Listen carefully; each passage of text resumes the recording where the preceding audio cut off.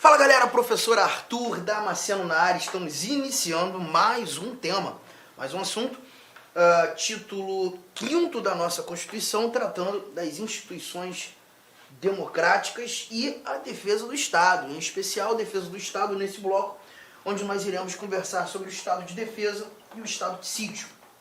Aquela ambiência inicial importante no nosso bate-papo, lá atrás, quando nós estudamos a intervenção federal, vimos que a intervenção federal nada mais é do que um instituto que deflagra a normalidade institucional. A mesma coisa acontecerá quando tratando do estado de defesa e estado de sítio. Só que nesse caso nós teremos institutos que acabam se mostrando mais rígidos que a nossa intervenção federal. O que a gente conversou na intervenção federal? Naquele momento, a União ela vai intervir nos estados, vai intervir no Distrito Federal para suspender a autonomia daquelas unidades da federação.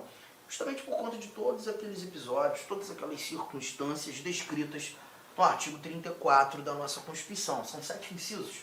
Conversamos muito, com muita profundidade. Mas uma coisa nós não percebemos quando estudando a intervenção federal. A intervenção federal ela não atinge direitos fundamentais. No decreto de intervenção federal, nós não temos a orientação em que medidas coercitivas serão tomadas restringindo direitos fundamentais de maneira plana, de maneira efetiva. Não, nós não temos isso. É óbvio que ponderações, e ponderações acontecem a qualquer momento, né? Elas podem fazer com que determinados direitos sofram eventuais restrições para que outros direitos tenham a sua efetiva aplicação. Mas são as ponderações, a ponderação do dia a dia, né? Conflito entre os direitos. Mas quando a gente fala de estado de defesa, estado de sítio, nós já verificaremos que no próprio decreto de intervenção, restrição a um ou outro direito vai acontecer.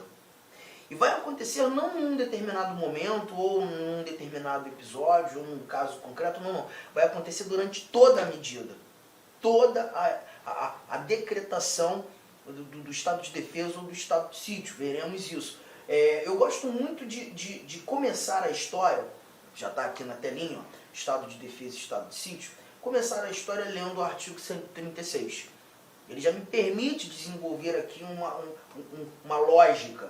Vamos lá. O presidente da República pode, ouvidos o Conselho da República e o Conselho de Defesa Nacional, decretar estado de defesa para preservar ou prontamente restabelecer, em locais restritos e determinados, a ordem pública ou a paz social, ameaçadas por grave e iminente instabilidade institucional, ou atingidas por calamidades de grandes proporções na natureza. Bom, eu já vou fazer alguns grifos aqui e acho muito importante nesse primeiro momento.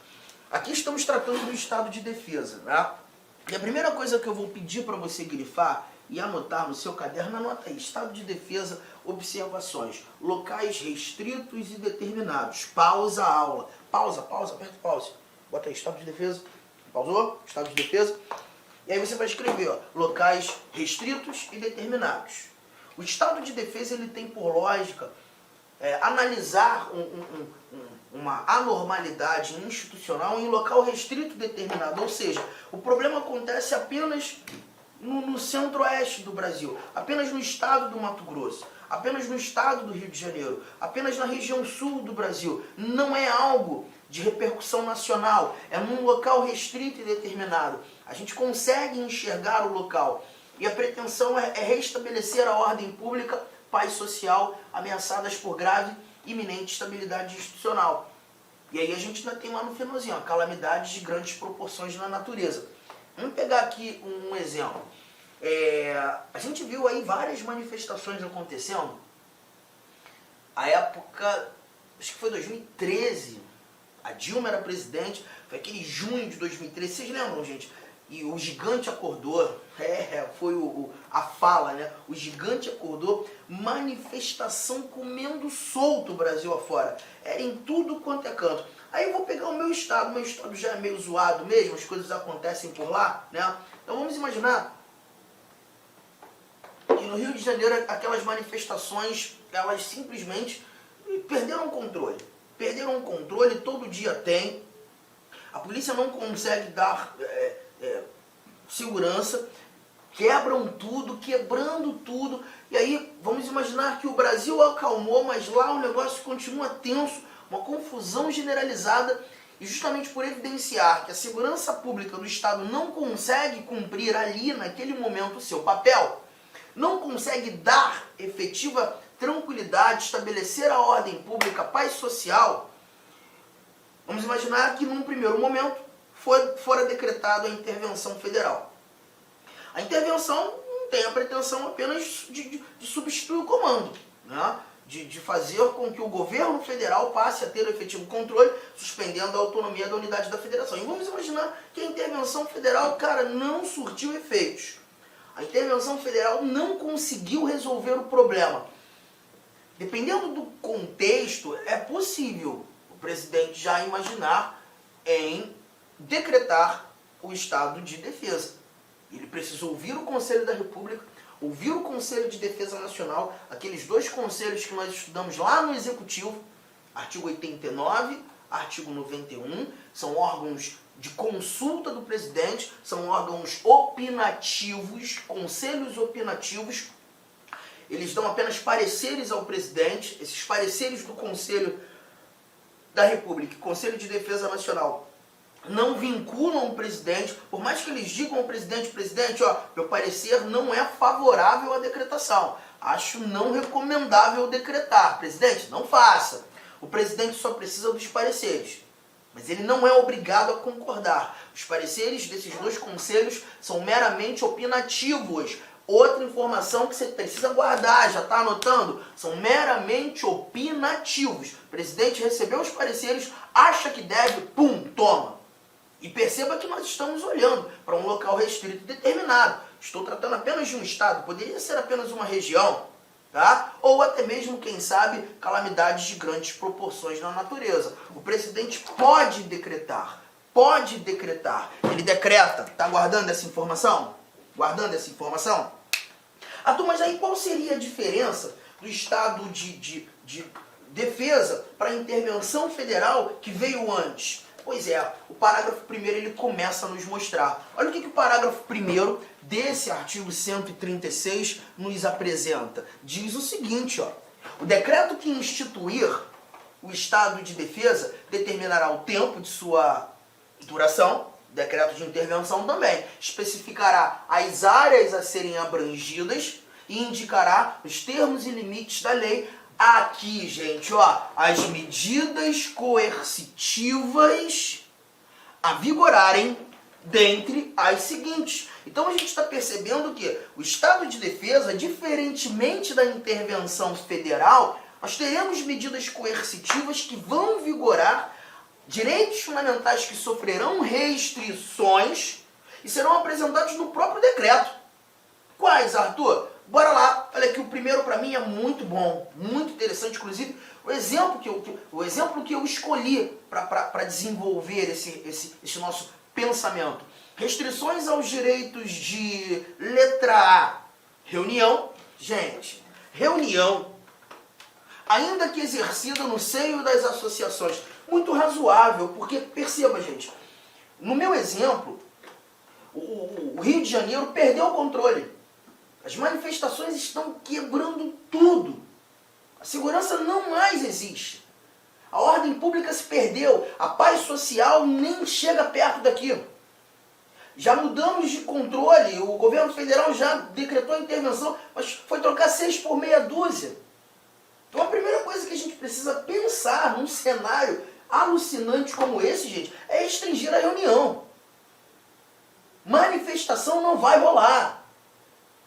Justamente para evitar o calor, gente. Manifestação inflama. E a gente não pode ter. Arthur, mas se porventura rolar, ainda que haja ali a restrição ao direito de reunião, o que acontece? Prisão. Prisão. Não vai acontecer. Enquanto durar a medida, não vai acontecer. É muito normal em sala de aula um ou outro levantar o braço e falar assim, caramba, mas isso aí é uma ditadura, né? Nesse caso não, gente. É uma medida absolutamente excepcional. O chato é que quando leio reunião, ainda que exercida no seio das associações, A gente leva em consideração que até aquele teu culto, a tua missa de domingo, infelizmente, você que se acostumou, mas já estava sentindo falta do presencial, vai ter que voltar a assistir pela internet. Porque as reuniões, ainda que exercidas no seio das associações, elas também sofrerão restrições. Tem mais coisa, Arthur? Tem aqui, ó. Sigilo da correspondência. E já leio a letra C. Sigilo da comunicação telegráfica e telefônica. Então a gente está tratando aqui daquilo que nós retiramos do artigo 12, melhor, do artigo 5º, inciso 12. Inviolabilidade das comunicações, e o mais interessante é quando a gente fala da comunicação telefônica, porque a nossa Constituição, quando tratando do inciso 12, artigo 5º, diz que é inviolável o sigilo das correspondências, comunicações telegráficas, dos dados, das comunicações telefônicas, salvo no último caso por ordem judicial, nas hipóteses e na forma que a lei estabelecer, para fins de investigação criminal, instrução processual penal. Quando tratando da comunicação telefônica, tem um monte de regrinha para que essa comunicação sofra restrição. Só que todas essas regrinhas, elas simplesmente não existem mais quando tratando de estado de defesa. Então você está querendo me dizer que o poder público vai fazer a interceptação telefônica sem ordem judicial, por exemplo? Vai. Aqui vai. Estamos vivendo um momento de anormalidade institucional. Aqui vai. Inciso 2º, aí já muda um pouco, porque olha só o que você vai ver. Ocupação e uso temporário de bens e serviços públicos, na hipótese de calamidades públicas, respondendo à União pelos danos e custos decorrentes. Então aqui você tem o que a gente costuma verificar já necessário, quando inclusive de calamidades que nem determinam ali, ou nem demonstram ali a necessidade de uma decretação de estado de defesa. A requisição administrativa, o poder público tem que usar bens, tem que usar serviços públicos, muitas vezes até propriedade particular, assegurado a indenização ulterior se houver dano. Aqui nesse nosso dispositivo, a gente lembra novamente do artigo 5º, inciso de número 25, a requisição administrativa. O mais importante aqui, esses dois primeiros citados, lembrar que estamos tratando de restrição à reunião e restrição à inviolabilidade das comunicações. Essas são as restrições. Você está percebendo? É uma medida excepcional. Arthur, e o tempo, cara? Quando você começou... Inicialmente eu quero pedir licença para vocês porque atrapalhei os seus estudos, mas essa videoaula é uma videoaula demonstrativa do site LAC Concursos. Eu sou o professor LAC, especialista em concurso público. Somente em 2022, isso mesmo, eu já tive a oportunidade de ser aprovado em 7 concursos públicos. Eu estou aqui para te ajudar.